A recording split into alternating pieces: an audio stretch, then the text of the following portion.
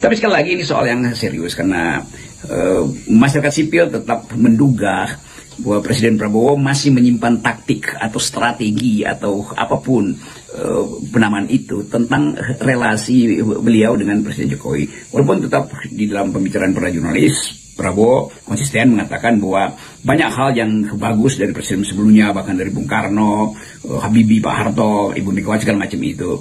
Tetapi karena Presiden Prabowo masih ada di dalam relasi strategis karena baru 6 bulan dengan mantan Presiden Jokowi dalam banyak hal, tentu kita bisa pahami kenapa Presiden Prabowo masih menganggap ini kalimat istilahnya masih menganggap memberi semacam apresiasi pada Presiden Jokowi itu adalah sikap yang sehat atau sikap yang sebut aja sopan secara politik. Jadi sangat mungkin itu tidak mungkin dijelaskan secara detail oleh presiden. Tapi masyarakat sipil menduga itu bahwa masih ada sesuatu, dan karena itu kita menganggap bahwa bagi Presiden Prabowo lebih baik sebetulnya menyelesaikan lebih dahulu atau kepastian relasi antara Presiden Prabowo dengan Ibu Megawati sebelum mengevaluasi hubungan dengan Presiden Jokowi. Tapi sebaliknya tentu pihak Megawati menganggap bereskan dulu soal strategis, yaitu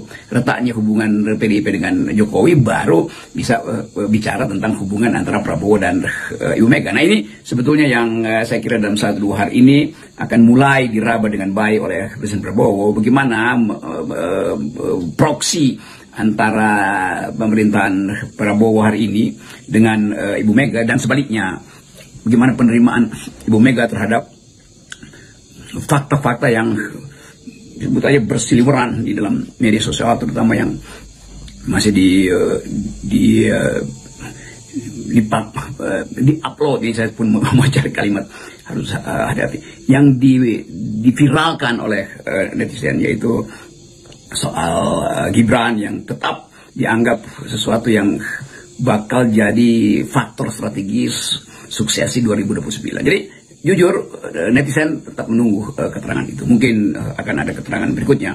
Tetapi sekali lagi kita ingin tunggu bagaimana relasi Prabowo dengan Ibu Mega itu yang akan memperlihatkan sifat perpolitikan selanjutnya. Karena itu hal yang sangat fundamental, yaitu komposisi politik hari ini ditentukan secara strategis oleh kedudukan PDIP yang dominan di DPR. Saya kira itu dihitung dengan baik oleh Presiden. Jujur banyak yang gagal memahami apa sesungguhnya yang terjadi dengan Pak Prabowo. Karena di satu sisi kalau kita mengikuti pikiran-pikiran dan narasinya, dia sangat pro pada kesejahteraan rakyat gitu. Dan tapi dalam langkah politiknya terlihat sekali Pak Prabowo itu sangat akomodatif terhadap partai politik yang mengincar rente ekonomi dan kekuasaan, dan juga tentu saja terhadap Pak Jokowi. Kalau Pak Jokowi ini bukan hanya adaptif, tapi banyak orang yang merasa bahwa Pak Prabowo itu masih di bawah kendali dari Pak Jokowi.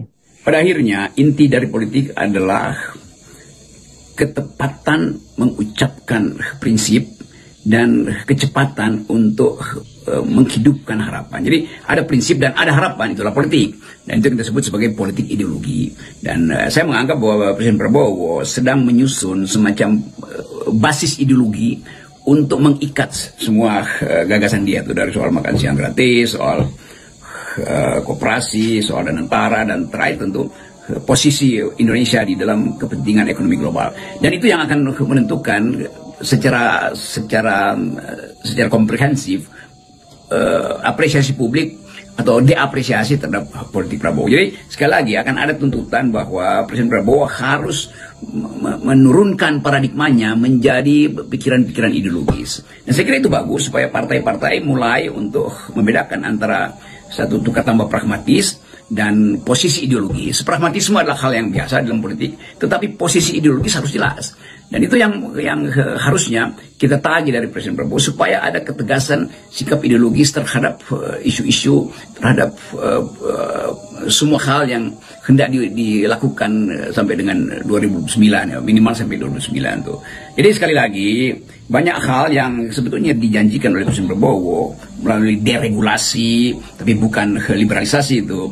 Dan yang paling penting adalah menerangkan bahwa politik kita itu dikuasai oleh kerakusan partai-partai, dan dari situ mungkin kita mulai mengaktifkan ide deparpolisasi. Tetapi deparpolisasi bukan parpolnya yang dihilangkan, tapi perilaku parpol yang sekedar memanfaatkan posisi-posisi dalam kabinet untuk memanipulasi kebijakan atau bahkan merampok dengan cara sistematis APBN kita kan. Jadi kelihatannya itu tuh, tentu ada banyak isu soal Pertamina, soal judi, macam-macam itu. Tapi sekali lagi ada semacam kepastian yang harus diberikan oleh Presiden Prabowo bahwa akan ada satu sikap yang keras terhadap para perampok hutang negara. Akan ada sikap yang keras terhadap faksi-faksi yang masih mengincar atau berupaya untuk memenuhi kepentingan sendiri dan bukan kepentingan bangsa dan negeri yang sedang bertarung di dalam era internasional yang sangat terbuka, dan potensi Indonesia untuk maju memimpin Asia juga harus dianggap sebagai kesempatan justru di dalam keadaan krisis ekonomi yang memungkinkan semua orang mencari selamat sendiri-sendiri. Nah itu saya kira yang masih harus mungkin dalam pertemuan berikut dengan para jurnalis atau para budayawan atau intelektual atau para kritisi, ini yang harus dibongkar atau ini yang harus didiskusikan secara mendalam, yaitu posisi ideologis dari Presiden Prabowo di dalam menghadapi pertarungan ekonomi global dan posisi strategis Presiden Prabowo di dalam berupaya untuk jadi pemimpin Asia kan. Kalau sudah jadi pemimpin Indonesia, tentu itu kita masuk lagi dalam self interest, benar itu national interest. Tetapi mesti ada juga semacam sinyal bahwa Indonesia bisa memimpin Asia itu. Indonesia bisa menjadi contoh tentang kemajemukan. Indonesia bisa menjadi contoh tentang circular economy, tentang green economy. Ya, semua itu saya kira mungkin agenda berikutnya.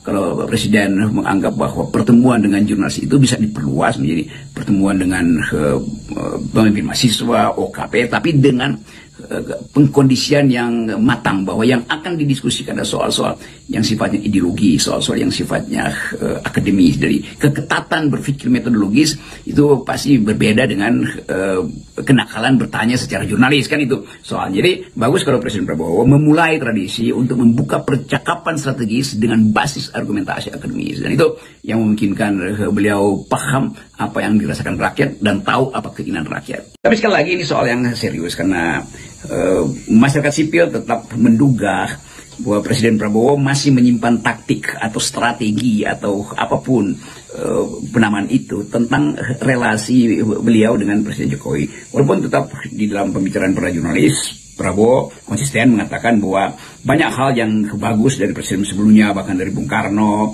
Habibie, Pak Harto, Ibu Megawati, segala macam itu.